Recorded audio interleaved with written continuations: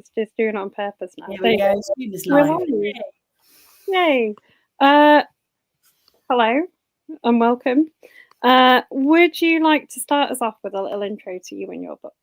Hi, everybody. I'm Elly Griffiths. I'm really happy to be here with my favourite UK crime book club, one of my favourite people, Caroline Marston here, talking about my new book, which is called The Frozen People. There it is. It's a really lovely golden cover. Actually, this is the American cover, which is really different, but also nice, I think. I really like the door. That's the wrong way. I really like the door.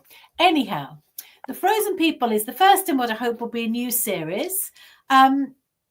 It starts with Elly. Elly is 50 years old. She's been married 3 times and she lives and works in the East End of London. Elly's a police officer. She's a detective sergeant. She works for a cold case unit. And the joke amongst the unit is that their cases are so cold they're frozen. So they're the frozen people. But in fact, their cases are so old because they routinely go back in time to solve them.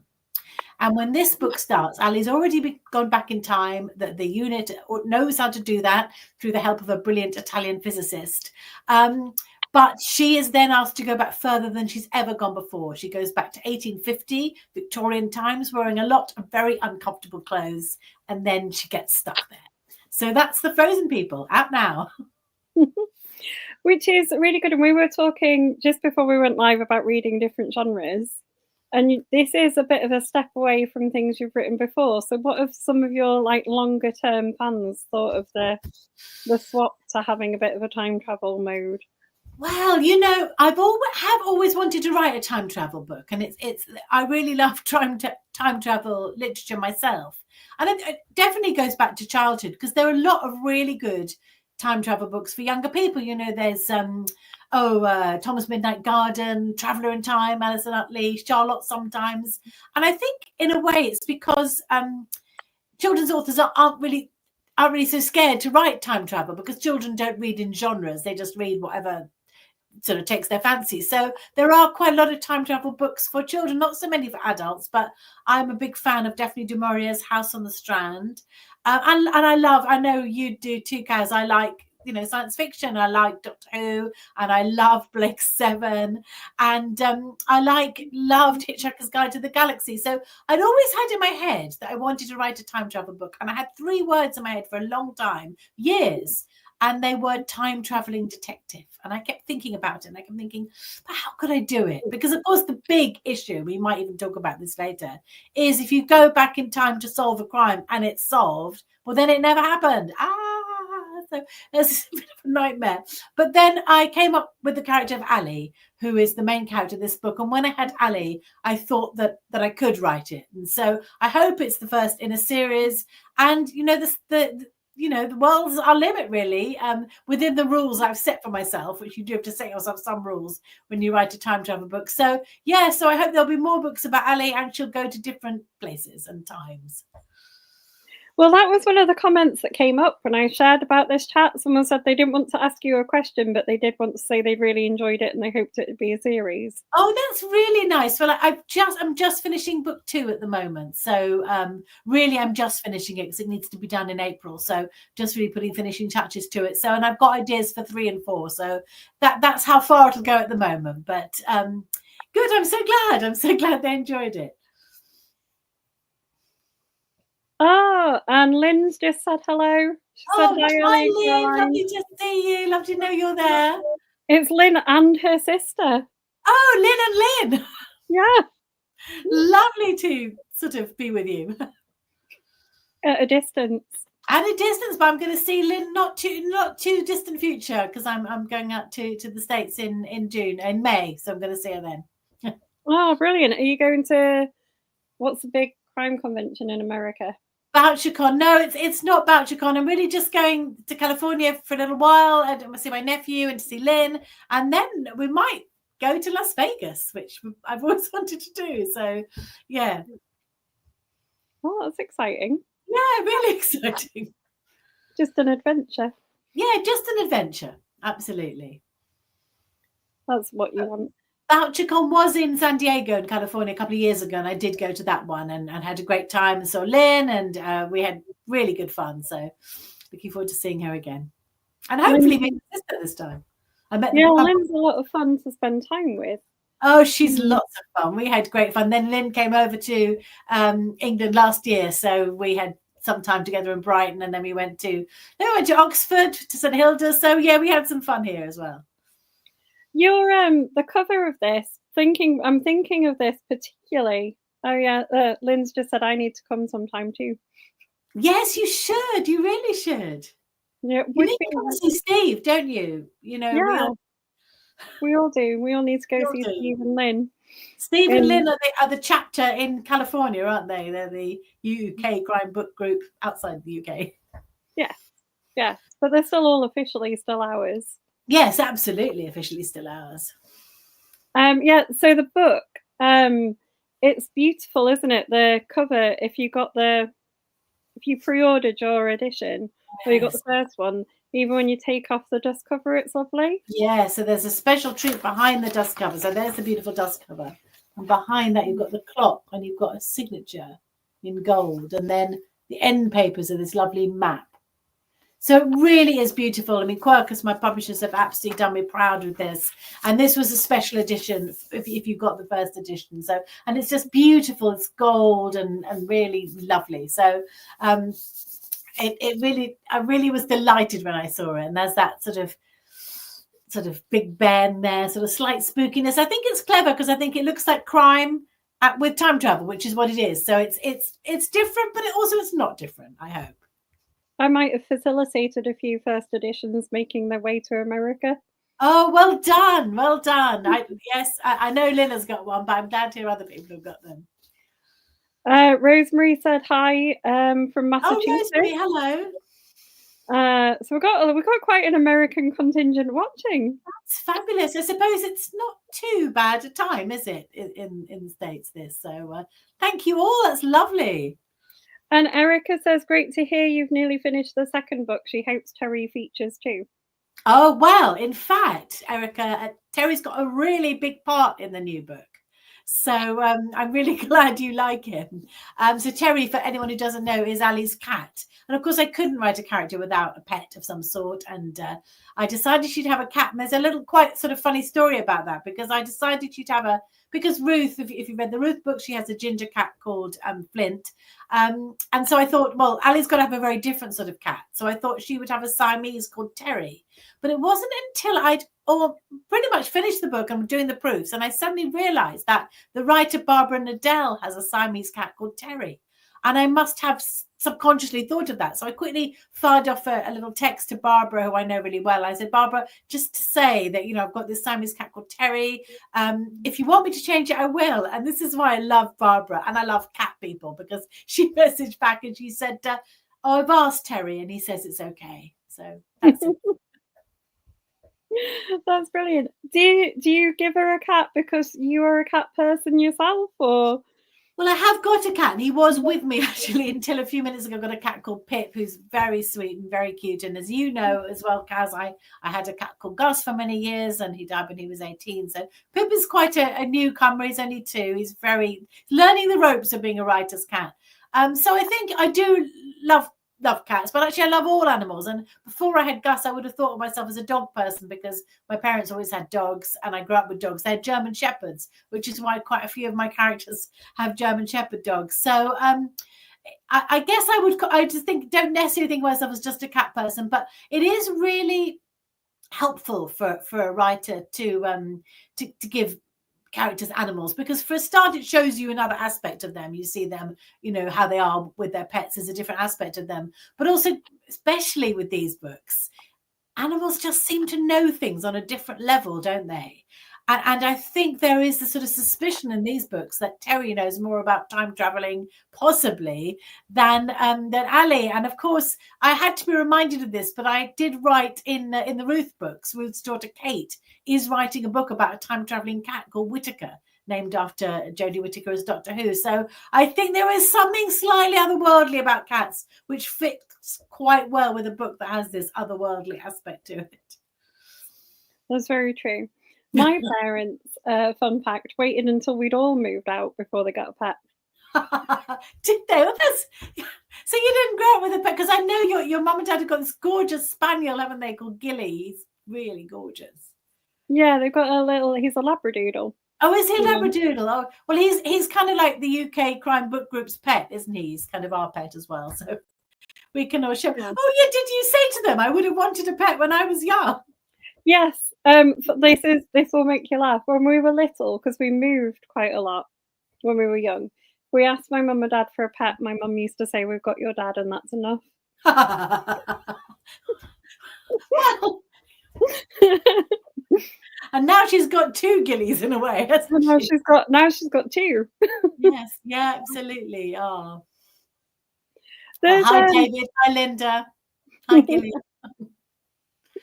Did you do the Italian physicist as a nod to your roots? Well, it's funny, really, because I did because I've just done a little tour, which was lovely, and I did an event in Norwich Cathedral, which I was quite sort of nervous about, because such an amazing venue and such an incredible church, and it was full, which was incredible. But they said they were really pleased, and they said that the bookshop Gerald's that organised it said, "Oh, we're going to get you interviewed by the dean." And I thought, oh no, the dean of the cathedral, that's a bit scary. I mean, not that you're not scary, Kaz, but, you know, dean of Norwich Cathedral, very Reverend Andrew Braddock. So I thought, what on earth is he going to ask me? But he turned out to be lovely. He'd read the books. He was so nice. But one of the first things he said to me was, is Serafina Pellegrini, who is the physicist who makes the time travel possible. She's called Serafina Pellegrini, but everyone calls her Jones. And he said to me, is Serafina Pellegrini you? And I said, well, no, I mean, I'm not a brilliant physicist. And he said, but she has an Italian name and she swapped it for a Welsh one. And I had never thought of that till that moment. But of course, my name, as I think everybody here knows, is Domenica De Rosa, but I call myself Elly Griffiths. It's my pen name, which was my grandmother's name, but Griffiths is a Welsh name. And of course, Serafina calls herself Jones. So I'd never thought of that link. So I didn't make her Italian for that reason, apart from the fact that I thought I could do an Italian background convincingly, because that is my own background, and Serafina's from Naples, as my dad was. So I guess that was a consideration. But I hadn't really thought about that link. And while I was saying this, talking to the very Reverend Andrew, I said to him, well, I really don't know very much about physics, but I have got a physics O-level, which dates me. I know I'm talking to a science teacher here, Kaz, but I said, and I'm kind of surprised that I got a physics O-level, because I'm not very good at maths. And I said, but I had a really good teacher, really inspiring teacher, and his name was Mr. Jones. And I'd only thought about that moment. So maybe she's Jones because of Mr. Jones. And if he's still out there, thank you for my physics O-level, Mr. Jones. If only I'd had a maths teacher like Lynn, which, or like you, I would have done better at maths. I wish the same, because I'm terrible at maths. Are you? But you teach science. I do teach science, but I'm better at maths than I think I am. Yes, you must be. I'm not the best at it. And I do think it is a lot down to how you're taught, really. And it must have been the fact that this Mr. Jones was inspiring. That I do remember one thing that he used to say, which I have remembered, which is he used to say, physics is the study of invisible forces. What a great way to describe it. So I think inspiring teachers like you and Lynn, here's to them. Oh, thank you. I think Lynn's a better teacher than I am. I bet you're both great. I'm sure you are, just from things you've said. I am married to a physicist, though. Are you? Yeah. Well, my kids are both good at maths, and my daughter's a scientist. She's a zoologist, and my son is a musician, and you have to be good at maths for that. So I think it's possibly they took after Andy, but there is, science there. But yeah, so your husband's a physicist. Well, make sure he's not secretly planning to travel in time, or maybe he is. That would be great. Really is. But you didn't. You kind of. They can travel in time, but you don't really go into depths about how they travel in time, do you? Which is quite. I get why. Like, it makes sense, and I think it's almost better, kind of keeping it a mystery. It is quite difficult when you're writing a time travel book, and I suppose how much to say about how they can do it. And I sort of decided that this was how they do it, and that it would be a scientific thing. It wouldn't be like through a magic gate or anything like that. Though they call it the gate, but it's the idea is that they've worked out how to do it, and it's a kind of government secret. So I could bring in that sort of secrecy and that sort of political side of it in a way. But I kept thinking about, do you remember Life on Mars, that TV series? Are you too young for that? No, you remember Life on Mars and Ashes to Ashes. So it's a TV series, and for our American friends, you might not have seen it because I'm not sure it was ever shown in America, but it was really good. And it was about a police officer who travels back to the 1870s, to the 1970s. And I kept thinking about that because I don't know why they did it. And they do explain right at the very end, but I don't remember it. But what I really remember about that series so vividly are the characters. And they're just amazing characters in it. There's an incredible detective who's probably a bit of a forerunner of Nelson in a way, called Gene Hunt, who's both kind of awful and wonderful at the same time. So I kept thinking, really, it's not, you don't remember how or why, but you do remember the characters. And that's what all the way through I kept thinking, I've got to make the characters believable and convincing, because that's what people remember, I think. And that's what takes you along, isn't it? Because I think if you believe in a character, then you kind of all believe they can do anything, really. Did you call it the gate as a nod to Stargate? A little bit, yeah. And just that whole idea of, going through the gate, wanted there to be some sort of transition, but a little bit, yeah. Great. Because they also have to go back to the exact same spot, don't they? That's one of the things that they discuss in it that I thought was quite fun, because they have to take something to mark where they've got to go back to exactly. I think you have to sort of make rules a little bit, because that's where the tension lies in a way, is whether they can do it again, and the rules that you set for them have to sort of be in a way quite rigid. So this was the one that, because it's transfer of matter in a way, it's like going through a sort of bubble in space. I think that's what they say. It's like it's like a bubble in water, but in space. Transfer of matter, they have to be on exactly the same spot. And of course, this is the difficulty when Elly tries to get back to the same spot when she's in 1850. So, I think you have to make rules, and then you have to sort of stick to them, don't you? You've got a few more comments. Lorraine said she met you at Faversham Lit Fest last year. Oh, right. Hi, Lorraine. And is a big fan of the Dr. Ruth series, and she's read all the Brighton ones as well, and your short stories. Oh, thank you. Rosemary says they can. She's got BritBox apparently and has watched Life on Mars in the US. Oh, that's good. Oh, I'm glad to hear that. Oh, right. Well, because it's really a fun series. I like the kind of there's sort of a parallel story running in the modern day, though, isn't there, as well? Is that something you kind of keep going in later books, or is that just a one-off for Elly? I think there'll always be something in the modern day, because of that whole issue that I was saying earlier on about how, if the only crime is in the past and you solve it, well, then it never happens, so you wouldn't know about it. I grapple with that a bit more in book 2, actually. So there's always going to be something in modern day, and there's always going to be some jeopardy in the modern day. So, without giving too much away, while Elly's in 1850, her son Finn, who's grown up and who works for a Conservative MP, he is in real trouble. So can she get back to help him? So yes, there'll always be something in modern day, and Finn comes into the second book as well, without giving too much away. So there will always be that slight other, that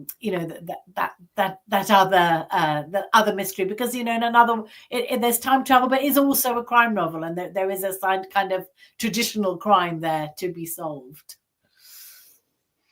It's going back. So you're sort of touching on I was just thinking, checking the name of it, the grandfather paradox, isn't it? Where it's you can travel back in time and end up killing your own. Yes, I mean, grandfather would still exist. There's so much, and there's another paradox. I can't remember the name of this one, which is that if you invent like a time machine, but it goes back in time, well, then why on earth aren't we full of people from the future? Because they must have so is always it really does fry your brain, because even though I have got a physics O level, I don't think I'm very good at this stuff really. So I think in a way I had to work out a way of making it so as most of the Jeopardy, I think the Jeopardy in Ali is whether she can get back, and also just the sheer strangeness of finding yourself in the 19th century. And that was really good fun, because if you're writing a historical novel, of course you'll describe people's clothes and food and things like that, but in a way that's just what they wear and what they eat, and to them it isn't strange. But of course Ali's a very modern woman. She's got dyed red hair, she's got a nose ring, and she goes back in time, and it's a real shock to her. So I think that some of the tension comes from that, and some of it comes from the crime in the present day. And that was one of the fun things about it, because I think you've always had a bit of a fascination with history, haven't you? If you think about the Ruth series and the Bryson ones and things like that. But this is more like a proper living history, isn't it? So they have to prepare, like they have to think about the language, that so they don't use like words that weren't invented when they go back. And be dressed right and have the right money and all that kind of stuff. It was really fun to think about that, about just think about the logistics of it. What would happen if you had to go back in time? I mean, Ali tries really hard, to speak in the right way. She can't say okay, and sort of casual Americanisms like that aren't in conversation. But they still think she speaks oddly, and she falls back on telling them that that's because she's from Hastings. So apologies from anyone from Hastings, which actually where my mum was born. I'm very fond of Hastings, but she tells people, that's how people talk in Hastings, because they just it would have been very different. We know how people then spoke through literature and things like that. And I actually did look at court records, because court records show how people really spoke. But there was a different vocabulary, and it's very, I had to be really careful to try and pick words that they would have used. So yes, and the money, and I was interviewed again on tour by this lovely guy, this good friend of mine called David Lerner, who actually interestingly was in The Hitchhiker's Guide to the Galaxy. He was Marvin, the paranoid android. Isn't that cool? Cool. Anyhow, he said, Doctor Who has been on TV for 6 decades, and he's never been to the loo. And I thought that's true. And he said, but in your book, she goes to the loo and we find out all about it.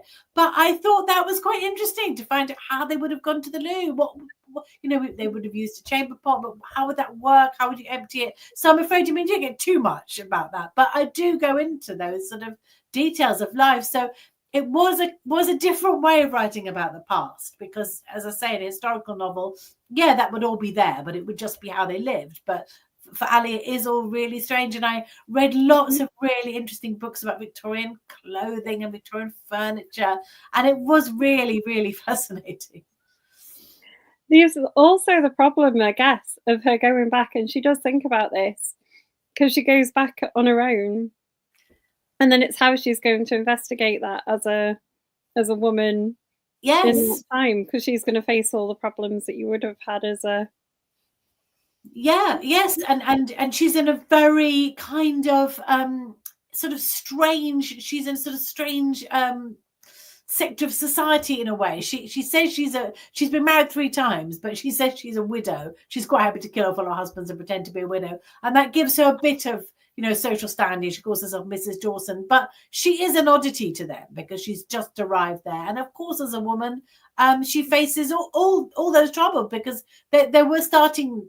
The detective was starting to become a figure in society around this time, around the 1850s. I know that suspicions of Mr. Witcher. Mr. Witcher was a famous London detective, but of course there were no women detectives. So the fact that she is trying to investigate, trying to be like a police officer in a way, is made more difficult. But a lot of people keep saying to things like, well, we don't want to talk about that in front of you, you a bit too squeamish, and because you're a lady. And Ali says, it's fine, I grew up in Hastings, I'm used to death. And they get an even more strange idea of Hastings, really. So, and again, without spoiling too much, when there is a male character trying to investigate, it's a lot easier for him. He's invited to things that she's not invited to. So, I wanted to, to explore that a bit about, it's not always easy being a woman now, but it was pretty difficult in 1850, even if you're calling yourself a widow and giving yourself that little bit of social standing. Yeah, I liked that she was quite happy to kill off her husbands. Yes, the work of a moment for her to say that she's actually a widow. And then when she says she's had 3 husbands, of course, everyone assumes they've all died. And they, what a sad life you've led. So she says, oh, yes, very sad. Never mind. I've got some comments from Heidi Amsink. Oh, Heidi, hello. Her books are fabulous as well. I'm reading her new one at the moment. It's brilliant. It's really brilliant. And Heidi's going to interview me in Denmark a couple of weeks' time. So love to see you on here. I've got her new one to read. She says you are so productive. How do you manage to, because you've got so many series, that is a good point. You've got so many books out. How do you manage to keep up that kind of writing pace? Well, it is a sort of a bit of a expectation in crime fiction, is that they do write one book a year. And I remember when I first, because my first 4 books, as a lot of you know, written as Domenica De Rosa, were not crime. They were sort of family relationships, that sort of thing, mostly set in Italy. And when I heard that, in the crime world, you wrote a book a year, I thought, that's unbelievable. How does anyone do that? But I have, for the last few years, been writing 2 books a year. So a Ruth book and a Brighton mystery, or the Ruth book and a Harbinder book. And then when I was writing Justice, it was 3 books a year. So I have been quite productive. And I think Rosa People is my 31st published book, 32nd published book, but 31st published novel, because there were the short stories between them. And so, I mean, I think in a way you just do it, don't you? Because those are your deadlines and you just do it.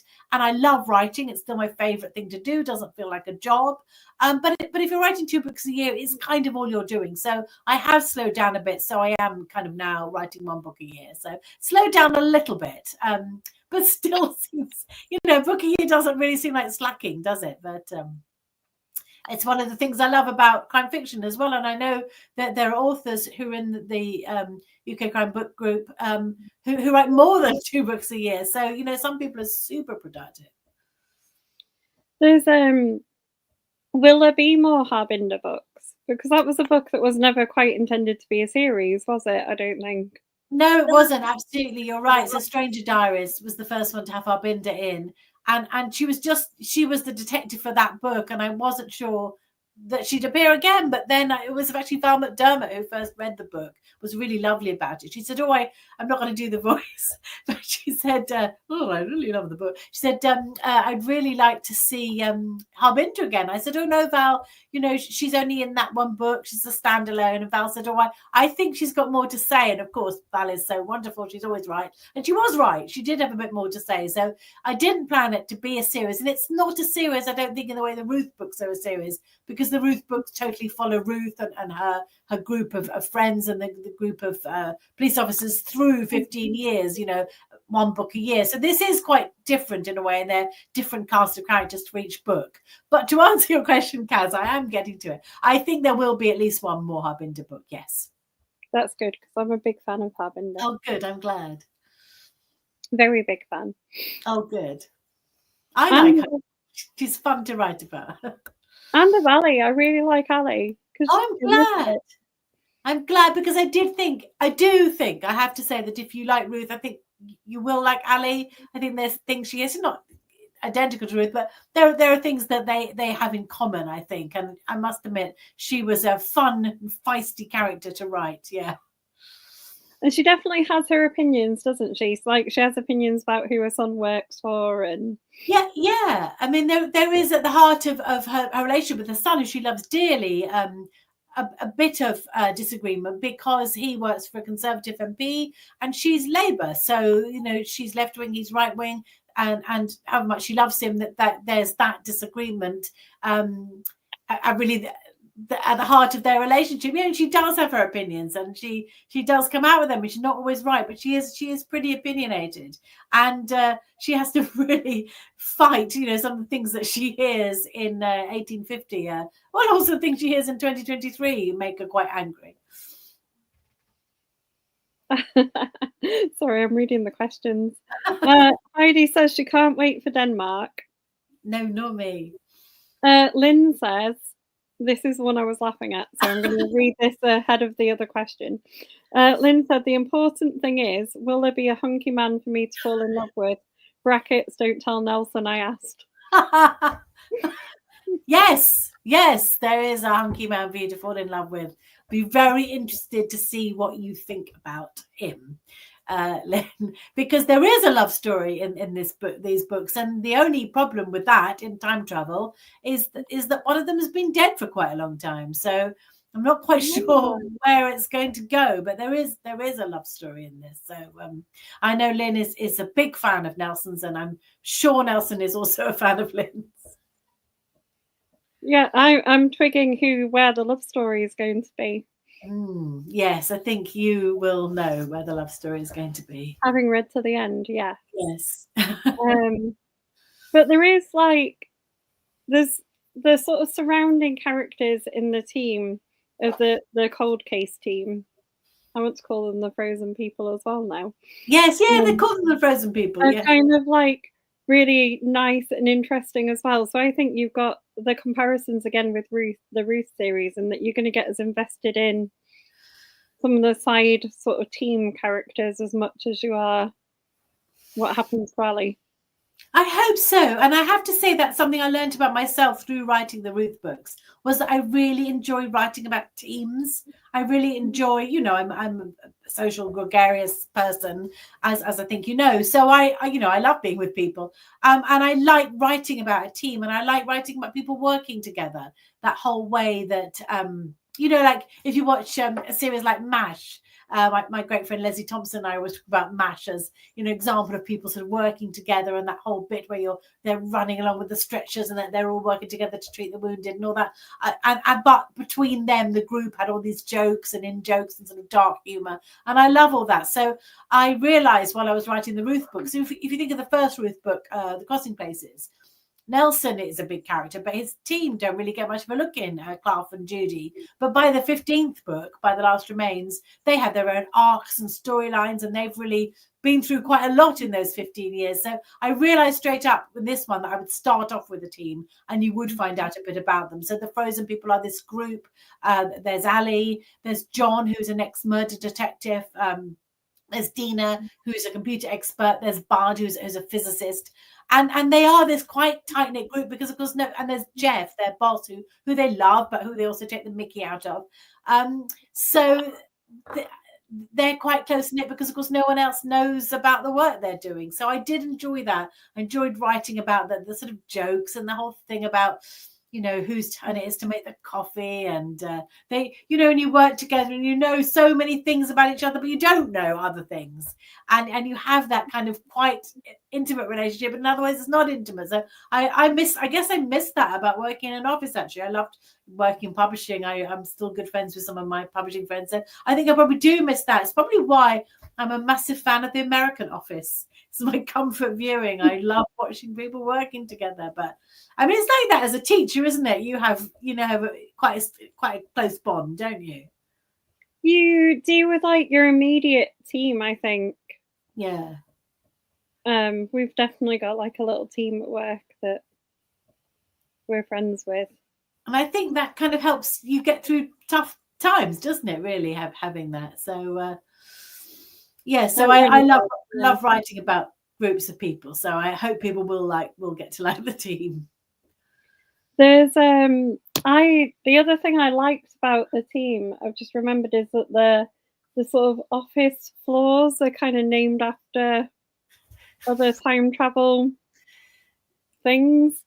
Yes, yeah. So they work in this building called Eel House, which I wanted to make a very nondescript building. It's in the East End of London, but it's kind of just like any other office building, really. But inside there are different floors, and I've named them all after a different. There's a Wells, and there's Pevensey after the Pevensey children in the Narnia books. So each floor is, and you maybe don't get that right away, or maybe you do when you just see the names, and they're meant to be the names of the other companies in the building, but in fact they're all floors where people are working on time travel. So I quite enjoyed that, and I enjoyed making it. Yes, they were working on time travel, which is just an amazing thing.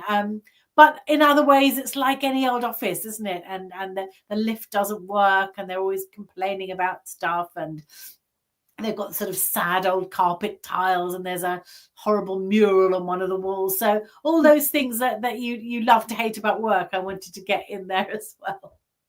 There's also the kind of like bureaucracy level of it as well, isn't there? They're always talking about, do they have to tell the government that they're doing this? Yes, because I thought journey back or this thing, and I thought that would be quite fun to do, because when I was thinking about time travel, I didn't want to start it with them discovering how to do it. I wanted to go straight in to a world where they're already doing it.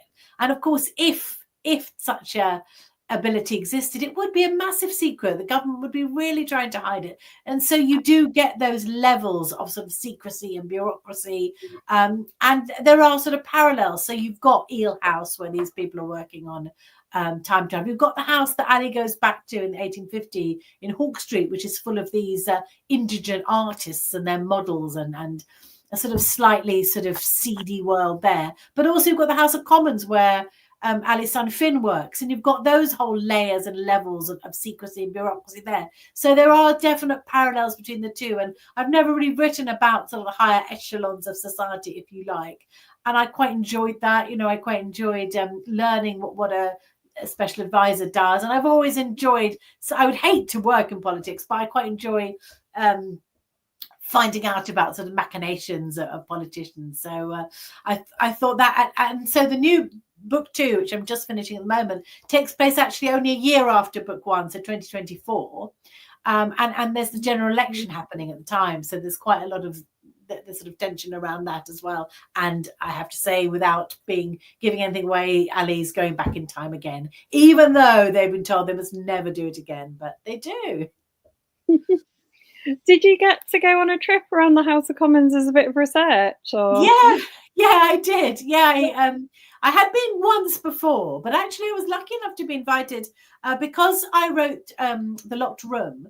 There was an academic in Lincoln who was writing a book about women writing about lockdown, and so she invited me to the House of Commons for a wonderful exhibition she had put together on women, not just writing but producing art. And in fact, my sister, who's an artist, printmaker, came as well, but she did a lot of work in lockdown. So I got to go to the House of Commons with her and have a look around. So that was really fascinating. I also spoke to a couple of people who actually did ask to remain nameless, who are special political advisors. So I found a bit more about that whole world.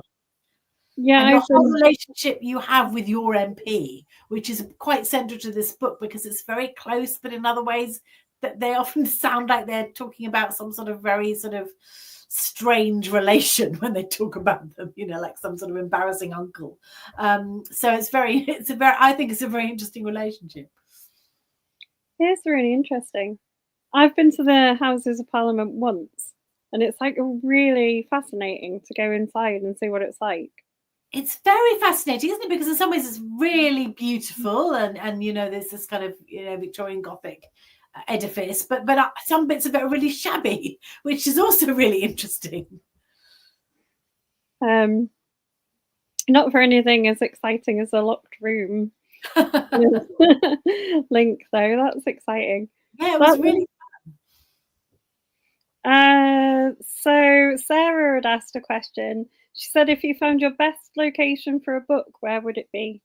Oh, that's a really good question. I really did enjoy writing about London in this book, which I have done a little bit before. Bleeding Heart Yard is set in London, but because I was born in London and I was at university in London and lived there for 10 years, so I really love London, actually. But it's such a fascinating, there's so many layers to it. And the city of London, the East End of London, is incredibly old. And I did go on a walking tour of London when I was researching this book. And the guide sort of stopped by this wall, and she said, you can see the Roman layer down there, which is those little thin bricks are Roman. And then she said, then above them was a kind of scorched layer. And I said, oh, what's that? And she said, oh, that's the Boudiccan destruction layer. And I said, what's that? That was when Queen Boudica rode into London and burnt it down.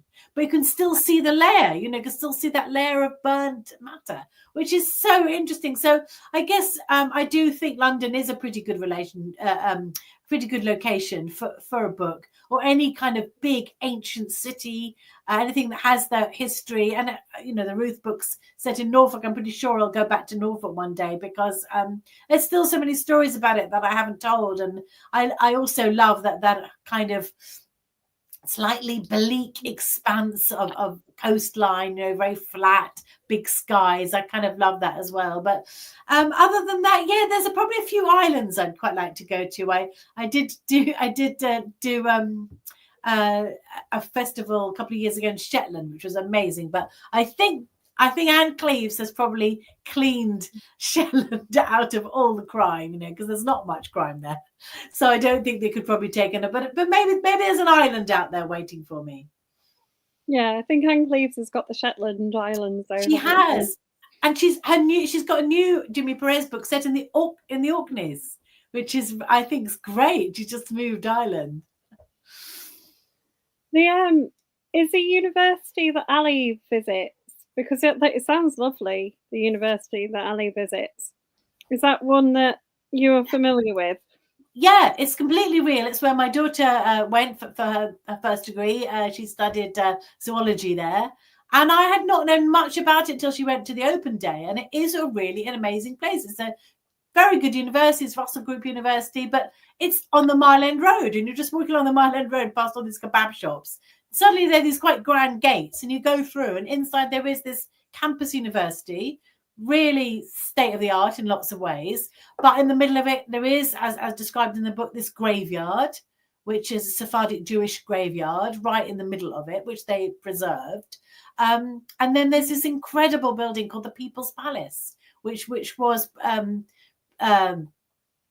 constructed to help to educate the working class of London. That's what it was there for. I had the first female librarians in the library, which is really interesting. And Wilkie Collins left all his books to that library, yet they got lost. I'd love to find out what happened to them. So yeah, Queen Mary's University of London is a real university. It's a really good university, but it's a slightly surprising one, because I don't think you expect. I went to King's College London, which is Strand, which is lovely university, but it's not the same, because hasn't got that kind of secret campus feel. But Queen Mary's is a really fascinating university, really, really interesting.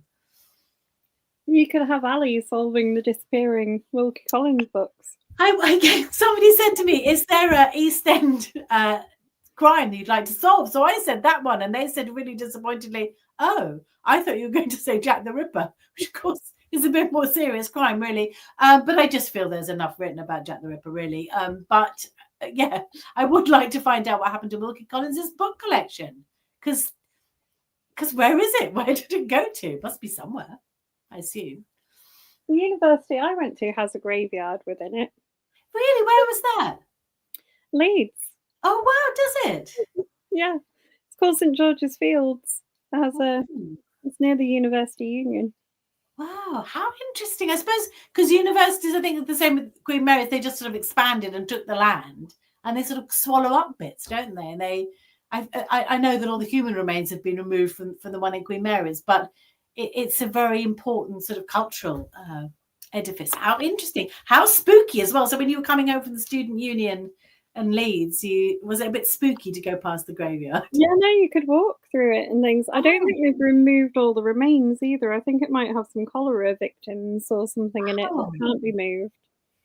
How interesting. I suppose universities are, because they cover so much land in the middle of cities, there must be quite a lot of these secrets that they have. Yeah, and I think that's interesting, isn't it? It's like this. I read a book recently about historical Yorkshire crimes, and realised that the prison that isn't that far away from where I live had people hung in it. Wow. So probably has people buried in the grounds, which I didn't even know. Because they would have been buried within those walls, wouldn't they? Well, Heidi, Heidi Einzig, who's very nicely on this chat here. So Heidi and I, not this week, the week afterwards, we're doing a crime festival in Denmark, and it's in an old prison. And one of the rooms where you can do talks is where the last person was hanged in Denmark. And it's a really, actually, no, they weren't hanged. They were executed with an axe. So it is really something to be in this beautiful, in a way it's a beautiful conference center, but in another way it's very much still an old grave. Yeah, it's very much still a prison. It looks like a prison when you go through the gates of it. You'd love it, Kaz. Actually, you should go one year. It's really, if you love crime fiction, it's a brilliant festival. It sounds good. I've been to Denmark. It's lovely. It's really lovely, but this is a part that I probably might not have gone to without this. It's Horsens, so it's in Jutland, and I'm not sure, but Andy, my husband, came with me one year because, of course, it's famous for bog bodies, that part of Denmark. So he was absolutely in his element going to look at all these bog bodies and things. It's a liminal zone, you know. It's very like the that landscape of the Ruth books, you know. It's a really brilliant place, and you know, it's a great festival. Can't wait. So when you've got Elly time traveling in the other books, is she always going to time travel within London? Oh, that's a really good question. Or would she be able to time travel to other cities? Would they have to move the apparatus? I think they would have to go to the place. There's nothing to stop her really doing that. In book 2, she's still in London, but I think definitely in books 3 and 4, I want her to do things like, well, actually, she's going to travel into more recent past, you know, into the 60s and 70s, which I think will be very interesting. So I'm going to do that as well, and then maybe even further back, like 1660s or something. So I hadn't thought of going outside London, but as long as she was there and she had somebody with her who could facilitate it, there's nothing to stop her time traveling to other places. It'd be really nice to do. Do you know they should probably go to Hastings, shouldn't they? Considering I've mentioned Hastings so many times in the book and in this chat, they should probably go to Hastings. But she couldn't go back to Hastings with anyone that she's told the random story. Having criticised them and having described it as such a strange place, but maybe that would just be poetic justice if she got back to Hastings and couldn't move and, you know, got captured by pirates or something. Heidi's suggesting she could time travel back to Victorian Norfolk. Yeah, she could, and I have thought about that. Thought about maybe going to Norfolk, or, you know, maybe medieval Norfolk or something like that. So I would quite like to get a little bit further back. I mean, so much history in Norfolk, as we all know, you know. Oldest human footprints outside Africa found in Norfolk. So would be really fun at some point to take her a really long way back. That would be really fun. I think you're quite good at hiding Easter eggs for people who are big fans of your books as well, in other books. So like the last Ruth book has a lot of little hidden Easter eggs to the other books, doesn't it? Which is absolutely wonderful if you're a fan.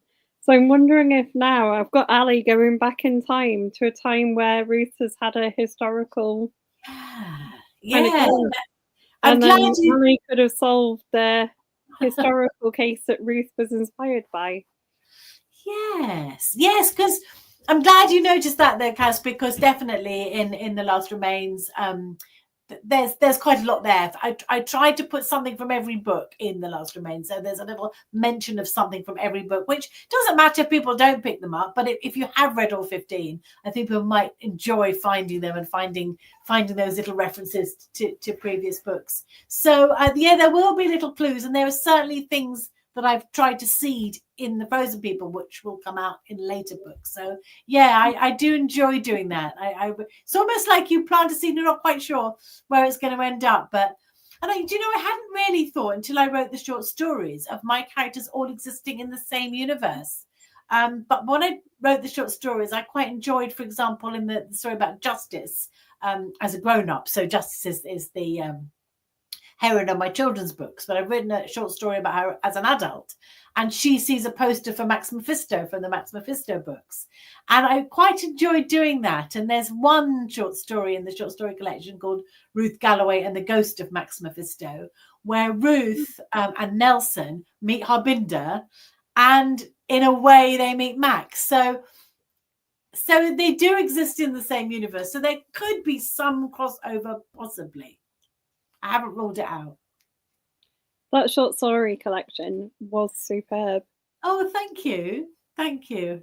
I loved writing it because short stories are they're so enjoyable to write, and you can take slight risks with them which you wouldn't for a whole story. For example, there is a short story written from the point of view of the cat, of Ruth's cat Flint, and I can imagine my editor's face if I had said, oh, I'm going to write a whole book from the point of view of the cat. I think she would, that she would totally sort of draw the line at that. But you can write a short story from the point of view of a cat. So, and there's a short story sort of set in around those prehistoric footprints, which I wouldn't write a whole book set in prehistory, but it was really fun to write a short story about it. So thank you. I'm so glad you liked them. They were lots of fun to do. And I suppose it did make me think about my characters in a slightly different way and think about them as existing in the same universe. Somebody called it the Ellyverse, which I don't know whether I like that or not, but I mean, it's something, that they possibly do all live in the same world. I hadn't really thought about that before. Sarah thinks that Ali would visit our home county of Lincolnshire. Oh, hi, Sarah. Yes, well, Lincolnshire absolutely hasn't really as much, has so all that whole area has so much history. But Lincoln as well is one of my favourite cities, so I'd love to set something in Lincoln. Yeah, and yes, so much history. The castle, it has when it was besieged, amazing history. Hugh of Lincoln, Magna Carta, yes. Lincolnshire, and also the Wash as well, that area there. Yeah, I haven't finished with that part of the country yet, I don't think. She could go back in time and meet Isaac Newton. Well, Kaz, are you absolutely a mind reader? Because I that is one of my ideas. Because I'd like Lincolnshire. Well, exactly, and I would like her to go back to 1666, which was the so-called Year of Miracles. And I just, that is something I have in my head, that she might meet Isaac Newton. She meets Charles Dickens in book 2, and she has a real overwhelming urge to tell him about the Muppet Christmas Carol. Because it is the best adaptation of the Christmas Carol. It is, but how would she? There are no words in the English language yet for her to explain to Charles Dickens what the Muppet Christmas Carol is. So, yeah, brilliant. It's a great adaptation. So true to the book as well. It's Michael Caine playing it really serious in it alongside the Muppets that gets me. Honestly, one of his best performances. We always watch on Christmas Eve. What about you? Do you have a set time for watching it? Well, we have a mixed bag of Christmas celebrating in our household because my husband's a bit of it has to be December. Oh, okay. Yes. For Christmas celebrating. Whereas my parents are like, it's September, there are Christmas movies, let's watch them. So I'm more of the like, it's nearly Christmas now. Yeah, I do try to keep it to December, but I literally 1st of December I'm in there with Christmas stuff. But my brother-in-law is a massive fan of the Muppet Christmas Carol, and for years he's sort of had this rule that we've all stuck to, that you can only watch it on Christmas Eve. So because of Ian, that's when we have to watch it. It's a good rule. Lynn has worded perfectly the last Ruth book. She said the last for now brackets Ruth book was so well done. Each book mentioned, but not in a cloying way. Good place to leave each of the characters, so admirable as the last instalment. Oh, thank you, Lynn. That really means a lot because, I know you've been a supporter of the series from the beginning. So thank you so much. And I'm so glad you thought that about it. But, as we've said before, and I've said many times, I'm pretty sure it's not the last we'll hear of Ruth and Nelson, but in a way that is the end of that chapter of Ruth's life. So I did want to bring it to a close in a satisfying way and to sort of tie up any loose ends, because there were a few loose ends from the early book. So I did try to tie them up in that book. So I'm so pleased. That means a lot to me, but I'm pretty sure we will see them again, but maybe in a slightly different, maybe just coming at them from a slightly different angle. I mean, Kate is 16 now. We did get I think we get a short story about them in the short story books, don't we? Yes. There's a short story of them sort of after The Last Remains. So you see what they're doing. It's set in Egypt and it's called The Valley of the Queens. And it's one of my favorite Ruth and Nelson outings, really, because I love it, particularly in a short story, you can do the thing where you send your characters on a holiday. And a character like Nelson, who's pretty bad at relaxing in the best of times, and he finds himself in a sort of luxury cruise going down the Nile, was really enjoyable to write about Nelson in that. And it's all Cathbad's fault as well. If you haven't read the story, you have to see, but it's basically all Cathbad's fault that Nelson and Ruth end up going down the Nile and solving a murder as well. So, of course, following in Agatha Christie's footsteps as well, so which was deliberate. And I was forced to go on a Nile cruise to research it. What a hard life. What a hardship. I know. Lynn says Ali could do something to make sure the Magna Carta is signed. Yes, and there are different versions of it around the country. And I always find that my American friends are always very interested in the Magna Carta because, it's a particularly important piece of legislature. And we in Britain are a bit sort of blasé about it. Oh, yeah, not signed. Very true. She could. Somebody needs to do something. Oh, and Pam says, how have I missed a short story book? What is it called? It's called The Man in Black. The Man in Black and Other Stories. And so they're stories from all the characters, so you'll see them all in there, and some different characters as well, some totally new characters. In fact, one of my favorite short stories is a kind of retelling of Little Women. So there are all sorts of other, and one set on the Amalfi Coast on the funicular there. So lots of different short stories. We've only got a few minutes left. Finish us up by. I know it's going so quickly. Tell us what you've read recently and really enjoyed. Okay, well, I've just read a book by Mark Edwards, who's a favourite writer of mine. It's called The Wasp Trap. It's not out yet, but it's a really good book. It's one of those novels. It starts with a reunion, but it's unlike any other reunion novel that I've met. And it's a group of people who became friends and enemies while doing a startup in the 80s. So there's lots of lovely 80s stuff. And I'm currently reading a book by a mutual friend of ours, William Shaw, and it's called The Red Shore, and it's the start of a new series, and it's absolutely brilliant. It's set on the Dorset coast. There's a whole new bit of country for William, and it's about a detective who finds himself suddenly in charge of his nephew, really. So it's a really interesting relationship. It's called Finn as well, so there's another Finn. But it's really great. It's called The Red Shore by William Shaw. Maybe he's now going to call every book Shaw. I don't know. But both those highly recommended. And if I can just squeeze another one in, it's Notes on a Drowning by Anna Sharp, who's also writes as Anna Mazzola. Really good legal thriller, and I like a legal thriller. Yes. I like a legal thriller too. Yeah, and Anna's a solicitor, so the legal stuff is really, really well done. So yeah, it's very good. I enjoyed it a lot. So like we were saying earlier, Kaz, so many good books coming out, aren't there? There is. It's so hard to keep up, isn't it? Yeah, the new Jane Casey is next on my list as well. I'm a big fan of Jane Casey's Maeve Kerrigan series, so that's the next I'm going to read after William Shaw, which I'm whizzing through actually.